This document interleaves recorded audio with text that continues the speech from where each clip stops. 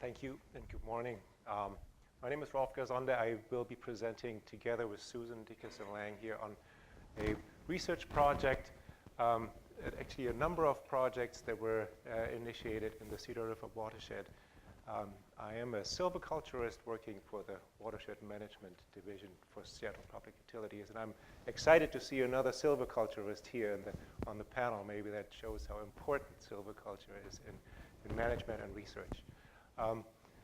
What I want to do is give you the management perspective of this research collaboration, and Susan is then going to give you some insights into the science perspective. As a background here, this is where our research takes place. In the lower right corner there you see the Cedar River watershed. It's a large watershed together with the Toad watershed in the upper right. It makes up the important part of the water supply system for the city of Seattle and the surrounding areas that you see here in purple and the red. Those are the red direct customers and the purveyors. About 1.4 million people. And these watersheds are really, they're owned by the city of Seattle and managed by Seattle Public Utilities, with the primary reason to produce municipal water. But you can also see with this land ownership, the city is actually the third largest landowner in King County. And with that, on this public land, it actually provides much more than just municipal water in terms of ecosystem services that range from carbon sequestration to biodiversity, cultural resources, and education as well.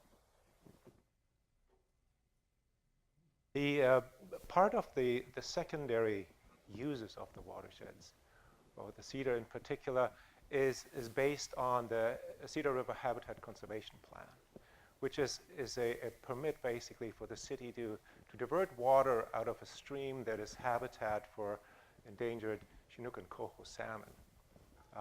It sets forth minimal flows for the river, the amount of water that can be diverted, but also sets forth a long-term restoration program in the water, aquatic and upland species. And it also initiated a number of interesting research collaborations it's really worth mentioning here on the recolonization of salmonoids in the Cedar, as well as bull trout studies in Chester Morse Lake and upland forest restoration experiments. So the current collaboration is really a continuation of some of those efforts that we have done in collaboration with other research organizations. The motivation for this current study really lies in our upland forest restoration program. Basically, this program aims to restore or facilitate the recovery of late successional forest structures in the second growth forests of the watershed. Basically, what we are at here in the foreground is the young second growth forest that we have today after harvesting in the past century. Where we want to get is in the upper right, late successional old growth forest. And that's a long-term perspective. And we believe that with the structural changes that happen over time, we will also see significant changes to the hydrograph of the tributary streams, and eventually changes to the aquatic habitat in those streams per se. In a more immediate fashion, many of our restoration activities in these forests, in these young second growth forests, involve thinning dense stands to reduce competition and opening canopy gaps to increase biodiversity in those stands. And we saw from anecdotal evidence that we have an impact on the hydrology of mountain meadows, mountain wetlands that are important habitat to amphibians. However, we don't know exactly how to quantify that, and we quickly realized that we needed a competent research partner to get to those questions. What is our effect on the hydrology from our forest restoration management? And I think we really found that partner in the mountain research lab here at the University of Washington, Jessica Lundquist, and a number of students, including Susan Dickerson-Lange, who has worked for several years now to work on answer some of these questions here. And I Before I hand it over to Susan, I want to give you just a few thoughts on the benefits that we derive from this research collaboration. First of all, I think what we really get to do here is to put together two of Seattle's great assets, basically. We have our natural capital, the mountain watersheds, and we have our intellectual capital, the University of Washington. We put them together to great synergy. I think there's interesting work coming out for management, for education, and for research all together. We get to take students out into the forest, into the watershed, show them examples for watershed management, show them firsthand where their drinking water comes from, how it is produced, basically, and get their dedicated work on some of the questions that arise through the habitat restoration that we do. For example, the work that Cale Martin did on tree interception of snow through individual trees, that was a fantastic work, I thought, that really relates to how we understand forest-snow interactions and can be used now in surface erosion models and hydrologic models to better understand the relationship between forest structure and snow hydrology. We also got to our questions of snow retention and forest gaps. How long do we retain snow under forest canopy and in forest gaps? That was very important to us. And through Susan's research, we get an additional tool to scale up from the tree, from the plot to the landscape through the use of high-definition LiDAR data, which really gives us a great tool to scale up, but also to understand the distribution of forest structures over the landscape, the interaction with disturbances, and the growth dynamics, which is a fantastic tool if you're in the business of restoring large swath of forest. Quickly to conclude, I want to reiterate what was said earlier, that this collaboration is really key to our adaptive management approaches.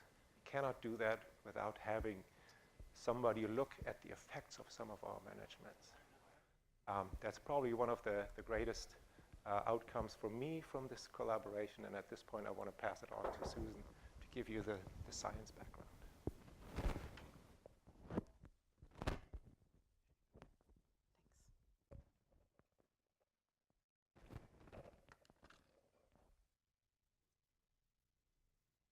Good morning.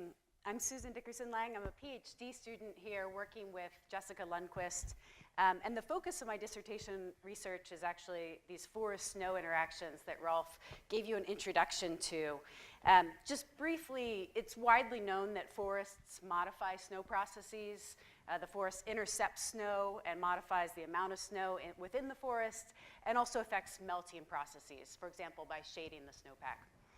And this results in local scale effects like tree wells, as well as stand scale effects in terms of when the snow disappears from the landscape, and then that has subsequent effects on soil moisture and ultimately on stream flow.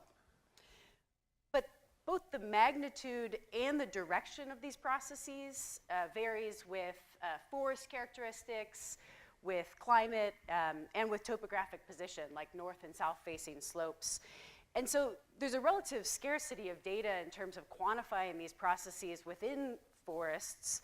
And in particular, there's a data gap in terms of looking at these processes in diverse forest types, like some of the thinned forests that Rolf mentioned, or naturally disturbed forests as well.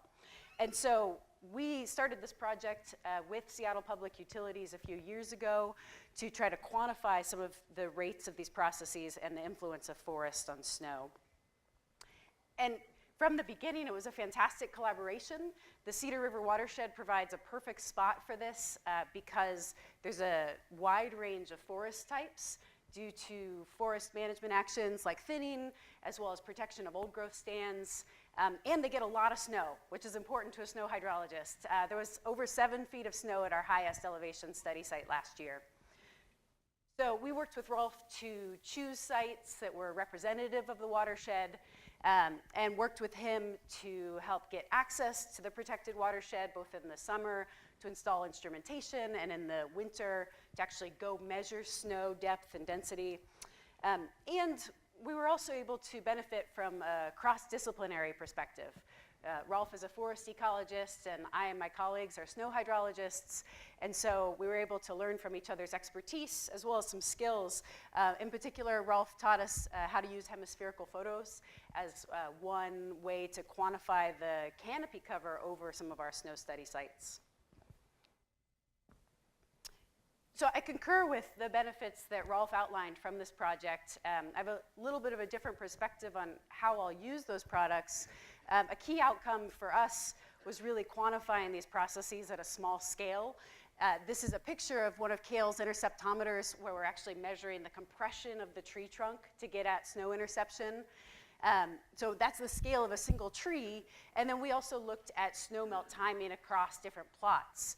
This is an example of one of our gap plots and one of our control second growth forest plots where we're looking at snow duration. And that's the number of days since peak snow depth in comparison to the amount of canopy cover over each one of those sites. So this just illustrates that snow lasts longer in our gaps in the middle of them as compared to the sides of the gap plots and across the control forest plot. So quantifying these things at the small scale has been useful for us for understanding these processes, as well as helping us to understand how to scale up to get at some watershed scale questions. Because ultimately we would like to understand more about the effect of forest on snow and then the subsequent effect on stream flow. And so in terms of scaling up to a watershed level, the LiDAR data that Rolf mentioned gives us one tool for spatially characterizing the forest. And the data that we've collected also allows us to test our model and the representation of these processes. And our data also really helped us come to a better understanding of how climate is a key control on how forests influence snow. That at our study site in the Cedar River watershed, we're just looking at snow depth through the spring melt season. We see more snow in a cleared area, that's the blue line, and less snow in the forest, but our snow actually lasts up to 2 weeks longer in our cleared sites. Whereas much of the literature on this, many of the previous studies have been done in much colder climates where the opposite is true. Well, you still get more snow in the clearing because you don't have interception, but the snow actually will last longer in the forest because of the shading effect. So a clearer understanding of this really kind of launched us to this next phase of our project, which we're just beginning. And this is a project funded by the Northwest Climate Science Center to take a look at this climate control across the region and the implications for how forest management may affect snow processes in different parts of the region, where we see a huge range in winter temperatures, ranging from our warm Cascades on the west side to the cold winters of the Sawtooths and the Bitterroots, for example. And so in trying to scale up to the region, we are encountering a whole new set of data gaps to address. The first being having observational data with which to test these models in both time and space. And so Oregon State University and the University of Idaho has joined us now as collaborating partners and are providing their observational data from different forests and different climate regimes. And we just finished our inaugural citizen science campaign to ask citizens to take pictures, geotagged photos of snow disappearance across the landscape. And then lastly, we have encountered a new data gap in terms of understanding the management regimes across the region. We've been working very specifically with one agency and one watershed, and as we look at the region, we're looking at a whole new set of issues. And so Rolf joins us in this next project as a principal investigator in order to provide his perspective as a manager and as a forest ecologist. But he also is really helping us to build a wider advisory committee to address the range of management considerations in the region. And then finally, I can point to a whole lot of reasons that this collaboration has been so successful, but I'm slightly biased because I'm a field scientist, so I think about my favorite moments and most beneficial moments in this collaboration as the times that we have spent together in the field, actually discussing forest ecology and learning from each other. And here we're in the nitty-gritty of a discussion about experimental design in one of our thin second growth forests. And particularly memorable in this picture is that our conversation was much enhanced by the fact that we are knee-deep in wild blueberries here. Thank you very much.